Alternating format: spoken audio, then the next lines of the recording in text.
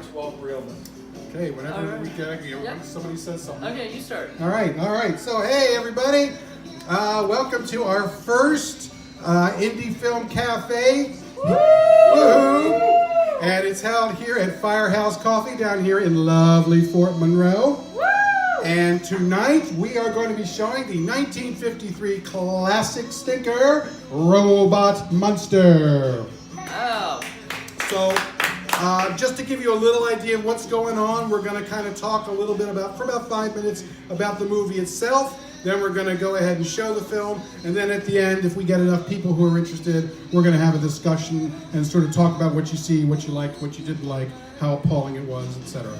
So, It's appalling. it's appalling. It didn't even start, it's appalling. So first, a little bit about the film. I've got my cheat card here. So as I said, 1953. It was directed by Phil Tucker, who spent somewhere in the means of $16,000 to $50,000 for this. Yeah, I know, it's hard to believe.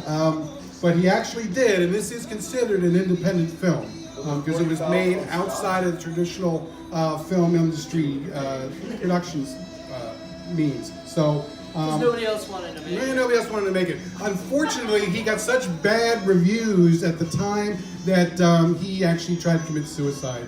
Oh, that's a He downer. did not succeed, fortunately, and later on he ended up making another stinker that's not nearly as much fun called Cape Canaveral Monster. That was in 1960, and he actually became an editor for several other famous bad films, including Orca, the 1976 remake of King Kong, and everybody's favorite, The Nude Bomb in 1980. Is that James Bond or something? No, that was Smart, Maxwell Smart, Oh, okay. from Get Smart.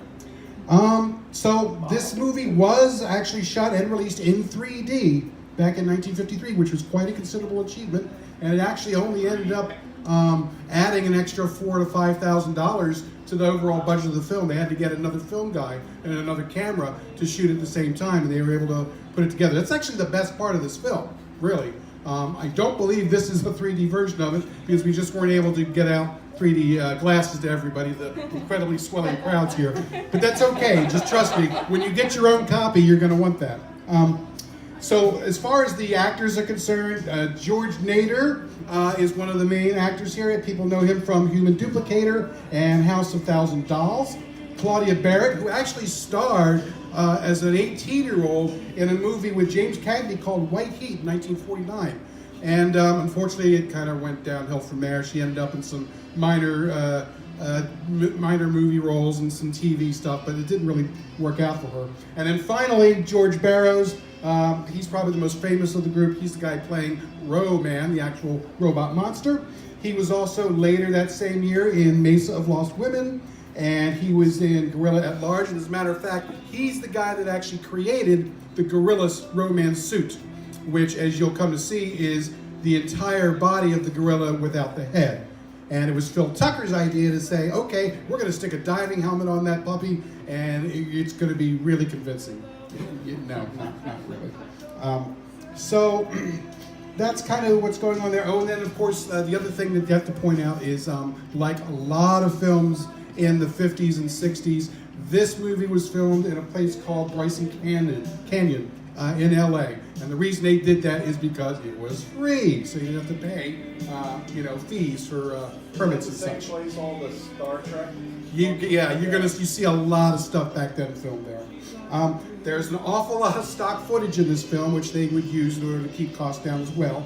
So some of the lizards you see with the extra bits sort of taped onto them or glued onto them come from 1 million years BC, Lost Continent, and Flight to Mars, among others. And then finally, the music is by an actual real composer of the day, Elmer Bernstein, who, in addition to other stinkers, including Catwoman of the Moon, he also did the scores for Magnificent Seven, The Great Escape, and The Ten Commandments. And Robot Monster. And Robot Monster, the crown jewel. Now, Robot Moses. for those of you who don't quite understand the allure of bad films, this might stick in your craw a little bit. As it turns out, over the course of its initial release, Robot Monster actually made about $1 million back in 1953. Oh, wow. So it made a profit? It actually made 62 times the amount that it was originally invested. It hit at the right time for the drive-in theater crowd, and then it was bought up by TV almost instantly, and all kinds of residuals came in. So it actually was considered a success, except by the people who actually reviewed movies and really watched them. Watched it. So anyway, I guess that's about enough. So unless you guys had anything you guys wanted to say for the intro, Jonathan? Nope, I'm good. Plug your Okay. podcast. Sounds good. I think the next thing we should do is go ahead and show this puppy. So. Yeah, and then after we're going to talk about it, thank you. After we're going to talk about it and kind of hear what you guys have to say, and then we're done, I guess. So, there you go. Awesome. Okay, so Indie Film Cafe and Firehouse Coffee proudly presents Robot Monster. Woo!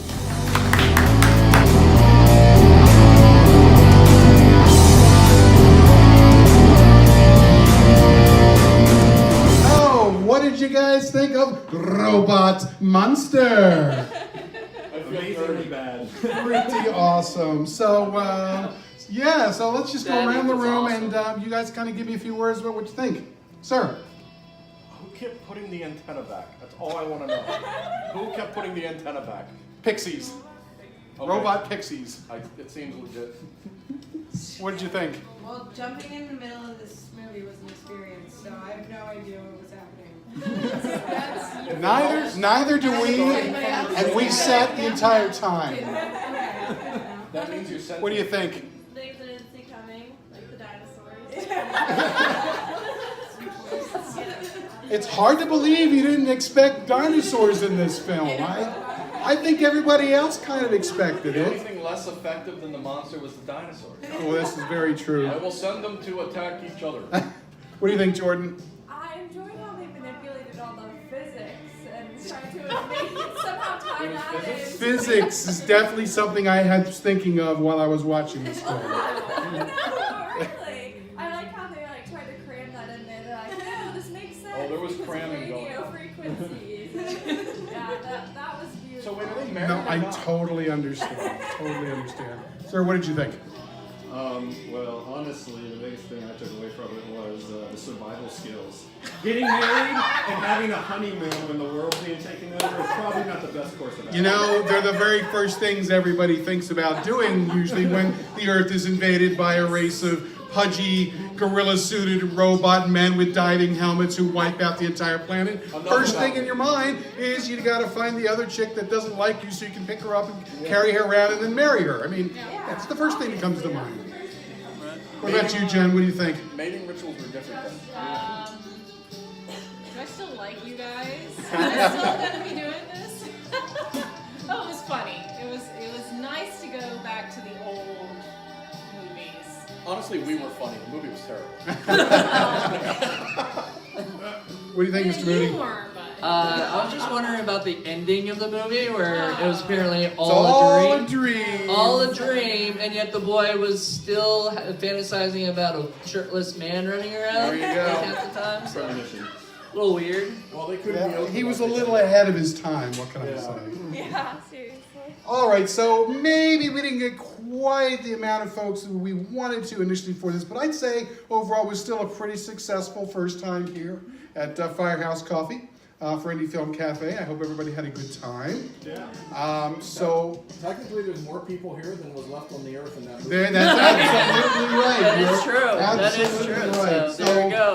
I just want to take this moment to say, if you get the chance, please come on out to https://indiefilmcafe.reviews/. There you can find all of our podcasts, all of our YouTube videos. We are on Facebook as well. We're on Patreon. We are on We're on iTunes. Stitcher. We're on Stitcher. I don't know what that is really. It's a I podcast really thing. want to send But a tweet. Absolutely. We all have our own personal websites. I have a movie review site. Just Jen has her recipe site. So we have a bunch of stuff there. So go check it out. We'd love to hear from you. And we do plan, I think, on returning next month. And I believe the next month's movie is. Ride of the Monster. And who made that movie? The glorious Ed Wood Jr. Woo! So definitely going to have an Ed Wood movie. And yeah, so this is great. Come on down. have some coffee and some snacks here at Firehouse Coffee here at lovely Fort Monroe. And I guess we will see you next time. All right. Bye.